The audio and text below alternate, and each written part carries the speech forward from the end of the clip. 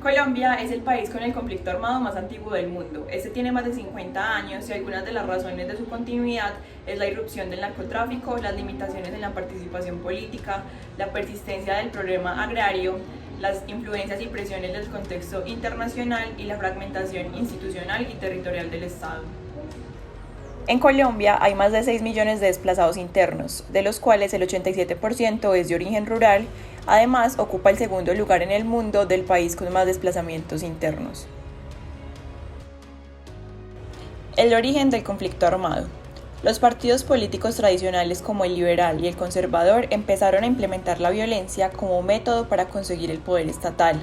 A nivel más crítico, ese conflicto se dio durante el periodo de la violencia, que comprendía desde 1946 hasta 1958, y en el cual el dirigente conservador Laureano Gómez fue influyente para que se incrementara ese enfrentamiento armado. Las personas pensaban que la violencia era causa de dos razones. Por un lado, pensaban que se debía a la delincuencia común de clases populares, y por el otro, pensaban que era un problema agrario de desigualdad política y económica de las regiones. Después de la finalización del Frente Nacional, se dio un intento de transición política que afectó económicamente al país, con la explosión de la inflación y la desaceleración de la economía. A razón de esto, se produjo el paro cívico del 14 de septiembre de 1977. Esto produjo una desestabilización social que las guerrillas vieron como una oportunidad para la guerra. Durante la administración de Belisario Betancur, él propuso el inicio de un proceso de paz con las guerrillas, lo cual significaba un gran giro en lo político oficial. Los partidos utilizaron la paz como bandera electoral, sin tener en cuenta que se debía hacer una reforma que requería este proceso político. Por otro lado, otro grupo consideraba este proceso como una estrategia continental de gobiernos de izquierda para darle introducción al comunismo.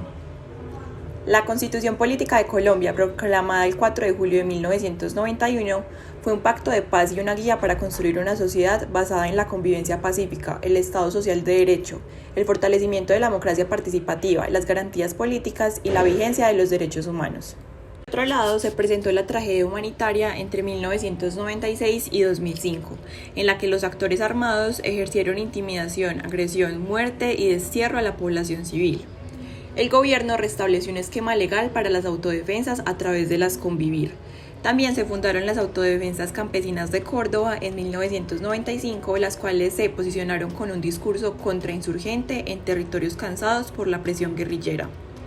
Además, lograron tener un amplio apoyo en el Senado y en las campañas políticas.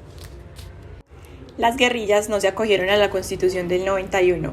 Por el contrario, aumentaron el secuestro, el terrorismo, las extorsiones, los hostigamientos, los ataques a la infraestructura y los ataques a los puestos de policía, obstruyendo así las elecciones locales a partir de 1997 y la derrota a la fuerza pública. Aunque se acercaban los diálogos del ELN con el gobierno de Pastrana, continuaban las interacciones violentas entre las guerrillas. Estos diálogos fracasaron, lo cual permitió la elección de Álvaro Uribe Vélez en 2002, con su propuesta de seguridad democrática que no reconocía a las guerrillas con un carácter político e ideológico, y que a su vez buscaba la desmovilización de los paramilitares por medio de polémicas negociaciones, con resultados desiguales a los de las guerrillas, pues se desconocía la existencia del conflicto armado dentro del territorio.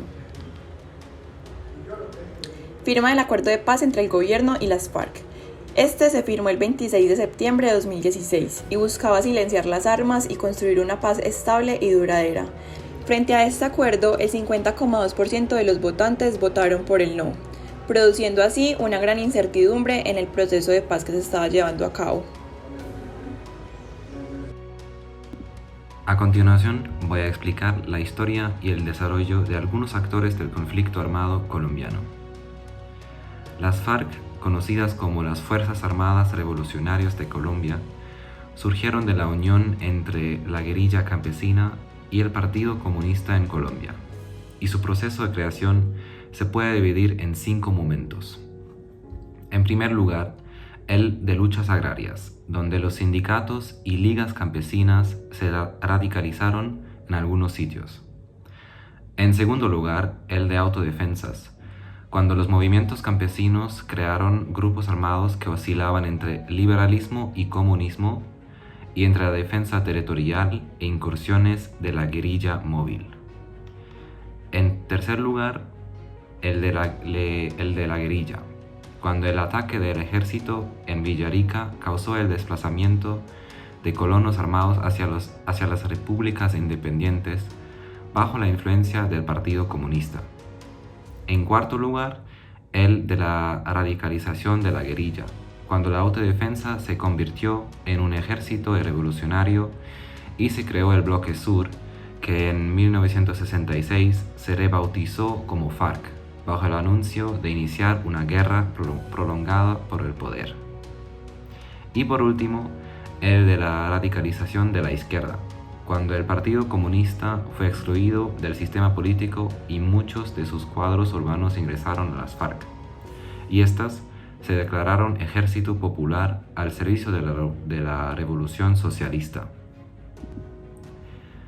El Ejército de Liberación Nacional, o ELN, es una guerrilla revolucionaria que se formó en 1964 en una zona rural de Santander. A pesar de tener fricciones internas y haber sufrido reveses militares, logró asentarse y penetrar la lucha obrera, en especial en la industria del petróleo. Aunque en su origen tenía una ideología más urbana, el ELN nunca logró prosperar en las ciudades debido a la doctrina, caudillismo y rencillas internas, y a la presión militar y el desbaratamiento de sus redes por parte del Estado.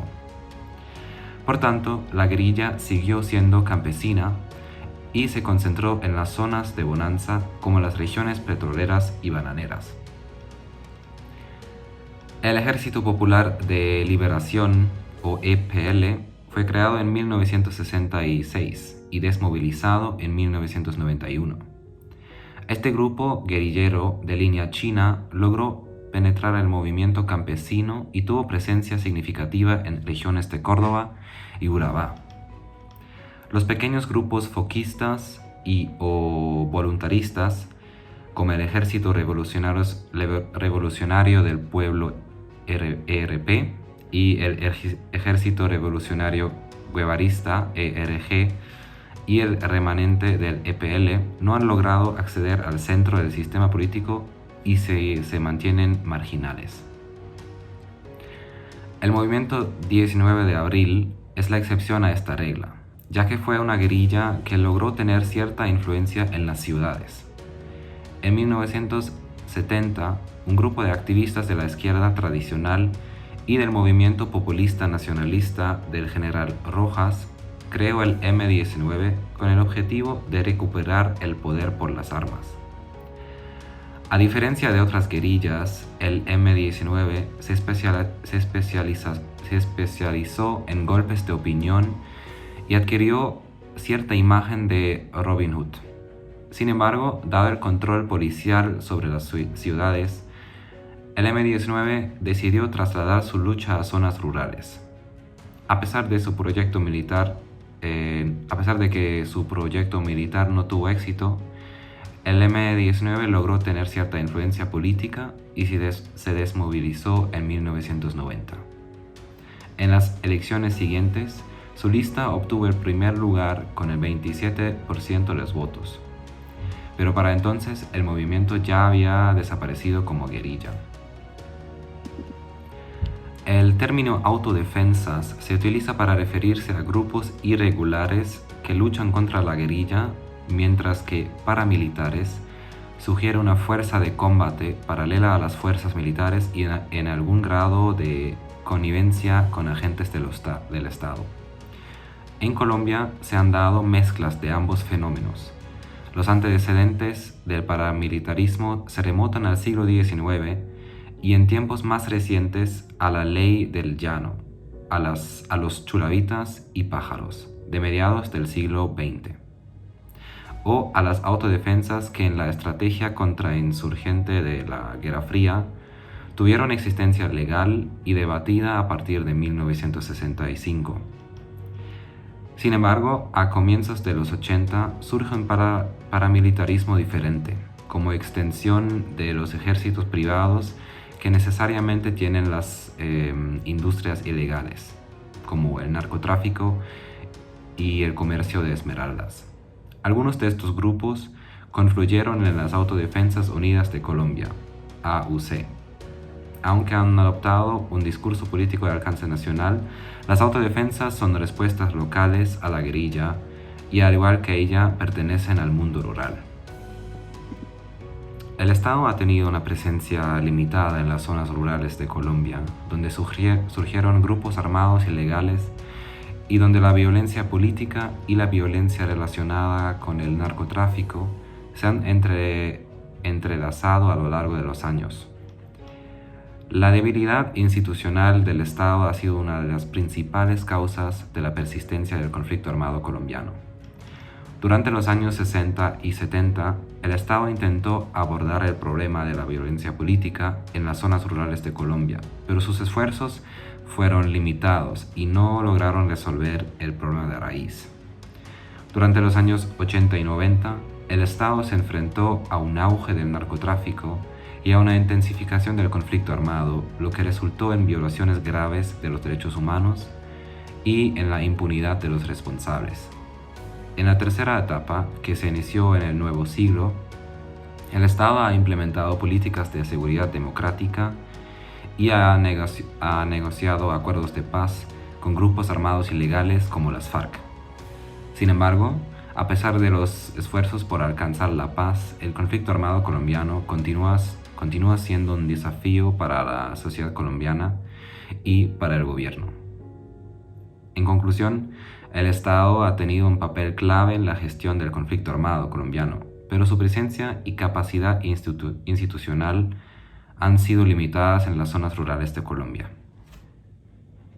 En los últimos 54 años, más de 220.000 personas han muerto por la cuenta del conflicto armado. Colombia ha sido el escenario de una de las guerras más atroces de todo el planeta. En ella, guerrilla, paramilitares, miembros de la fuerza pública se han enfrentado mediante combates, masacres, asesinatos selectivos, desapariciones forzadas, torturas, asesinatos, secuestros, reclutamiento infantil, violencia sexual y desaparición completa de pueblos. No hubo tiempo para la tristeza es un documental del Centro Nacional de la Memoria Histórica de Colombia que cuenta la historia de los sobrevivientes y familiares de las víctimas de la masacre de Bojayá, ocurrida el 2 de mayo del 2002, durante el conflicto armado interno en el país. Esa masacre, aproximadamente 80 personas murieron, entre ellas 48 menores. Luego de que guerrilleros de las FARC lanzaron un cilindro bomba durante un enfrentamiento con paramilitares en contra de la iglesia Bellavista, conocida como el casco urbano del municipio de Bojayá, en donde la población se refugiaba. Este hecho representa un hito en la larga cadena de violencia que ha habido en nuestro país. Como esta, miles de masacres se viven a diario en los rincones de nuestro país. Este documental muestra cómo la comunidad de Bojayá se enfrentó a la violencia indiscriminada de grupos armados ilegales que se enfrentaron en su territorio y cómo tuvieron que ir a la selva y a otros lugares en busca de protección y seguridad. El documental también muestra cómo la comunidad se organizó para buscar justicia y reparación por los crímenes cometidos en contra de ellos y sus seres queridos. A través de entrevistas con sobrevivientes, líderes comunitarios y defensores de los derechos humanos, No hubo tiempo para la tristeza muestra cómo la masacre fue un episodio doloroso en la historia de Colombia, pero también cómo la comunidad ha encontrado la fuerza y la determinación para salir adelante y construir un futuro mejor. El documental es un homenaje a las víctimas de la violencia y a la resiliencia de la comunidad de Bojayá. Examinando los requisitos para una paz verdadera, primero se requiere planear el plan de paz desde antes que se finalice el conflicto. Así lo sugiere el documento Agenda para la Paz de 1995, teniendo en cuenta que el proceso de construcción de paz puede durar muchos años luego al cese del fuego. Algunos autores recomiendan 3 años, otros no son tan mesurados y hablan de 2 periodos electorales o alrededor de 10 años, mientras que otros dicen que puede llevar generaciones siguiendo una visión maximalista. También influyen otros factores como la naturaleza del conflicto, si es una lucha de identidades o de recursos. También afecta las circunstancias en las que cesa el conflicto, una victoria militar o una negociación, una intervención externa, un agotamiento entre las partes, entre otros. Además, el interés de la comunidad internacional sobre el conflicto, todo esto influye para dictaminar el cese del fuego y la probabilidad del mantenimiento de la paz luego del cese de enfrentamientos. También, muchas veces afecta para la consecución de la paz el origen del conflicto, que por lo general no es la misma causa por la cual se mantiene en el tiempo, además del dinero involucrado en el conflicto. Si este es mucho debido a la lucha por recursos naturales entre potencias mundiales, será más difícil el cese de la guerra, o si las utilidades de la guerra son mayores que las utilidades de la paz, es casi imposible el cese de la violencia. También la capacidad del Estado de contener el conflicto y mantenerse firme frente a posibles controles de territorios o entidades internacionales. Nos dice qué tan fuerte es el país y qué tan probable es que la paz luego del conflicto se pueda mantener. Otro aspecto importante es que los acuerdos del cese del conflicto tienen que tener en cuenta las dos partes, deben de tener garantías, requisitos y compromisos, además de pasos a seguir para que pueda funcionar de manera exitosa. Por último, el aporte internacional debe ser positivo, puesto que las garantías que se le dan a los participantes de la guerra están respaldadas por agentes internacionales, donde estos últimos a su vez modifican las capacidades y acciones de los actores involucrados. Analizando las Fuerzas Armadas no relacionadas con el Ejército de Colombia, una vez explicado todo el proceso, podemos entender con mayor claridad por qué la paz en Colombia es casi algo utópico. Lo primero que resalta a la vista claramente es la cantidad indulgente de dinero que lleva consigo el narcotráfico. Es una cantidad realmente importante, lo cual se traduce en que si llegamos a un proceso de paz, las utilidades serán mucho menores que en la guerra, por lo que del lado de las Fuerzas Armadas no tiene sentido parar la guerra. También observamos que Colombia es un país poco desarrollado y que no tiene los recursos para parar el hambre, el desempleo y la desigualdad, por lo que esto indirectamente repercute en la generación de violencia y delincuencia. Tampoco las ayudas internacionales han sido muy efectivas porque a pesar de que estas han existido a lo largo de los años, no se ven reflejadas en las estadísticas puesto que Colombia sigue siendo el productor número uno de cocaína en el mundo y cada año aumentan las cifras en cuanto a cantidad, menores de edad incautados, zonas rurales apropiadas, desmovilizaciones, entre otros. Por último, los acuerdos que han habido entre participantes del conflicto han sido demasiado flexibles con las Fuerzas Armadas, lo que permite que no exista verdaderamente un cese de la violencia y que estos estén en una mejor posición de negociación, lo que les da una relativa ventaja.